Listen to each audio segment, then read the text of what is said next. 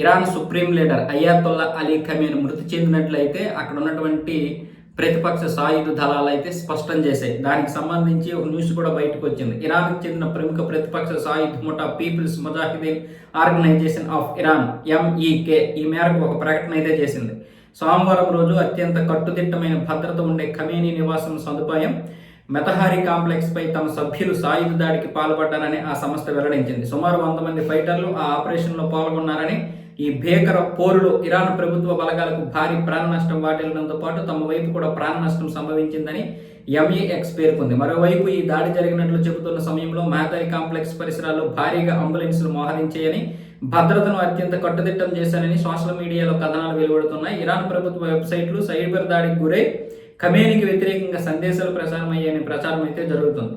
అయితే ఇటు ఈ వాదనపై ఇరాన్ కానీ మిగతా ఎవరు కూడా స్పందించలేదు. ఇరాన్ ప్రభుత్వం కానీ ఇరాన్ నాయకులు కానీ ఎవరూ స్పందించలేదు. కానీ ప్రపంచ దేశాలు దీన్ని నిశ్చితంగా పరిశీలిస్తున్నాయి. మొన్న కూడా ఒకవేళ అమెరికా దాడి చేసి అయాతుల్లా అలీ ఖమేనీని ఖతం చేసినా లేదా ఆయన ప్రభుత్వాన్ని దింపేసినా మళ్ళీ వీళ్ళు రావాలనుకున్నారు. ఎందుకంటే రజా పెహ్లవి అమెరికాలో ఉన్నాడు, ఆయన ఇప్పుడు గద్దెక్కాలని చూస్తున్నాడు అమెరికా సహాయంతో. అలా కుదరదు. ఇస్లామిక్ రెవల్యూషన్ గార్డ్స్ ఉంది కదా, దానితో కూడా వీళ్ళకి కొన్ని సంబంధాలు ఉన్నాయి ఎంఈకేకి.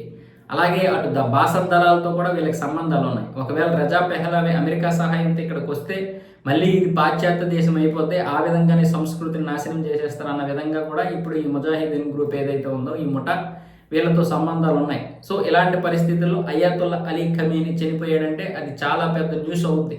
పైగా ఇరాన్ యొక్క పరిస్థితి దారుణంగా తయారవుద్ది, ఇప్పటికే దారుణమైనటువంటి పరిస్థితుల్లో ఉంది. సో ఇలాంటి పరిస్థితుల్లో అయాతుల్లా అలీ ఖమేనీ మార్పు అయితే ప్రజలు కోరుకుంటున్నారు. అయితే ఇప్పుడు ఎలా ఉంటుందంటే, ఇప్పుడు ఈ ఎంఈకి వచ్చిందంటే పెనం మీద నుంచి పొయ్యిలో పడ్డట్టే ఉంటుంది పరిస్థితి.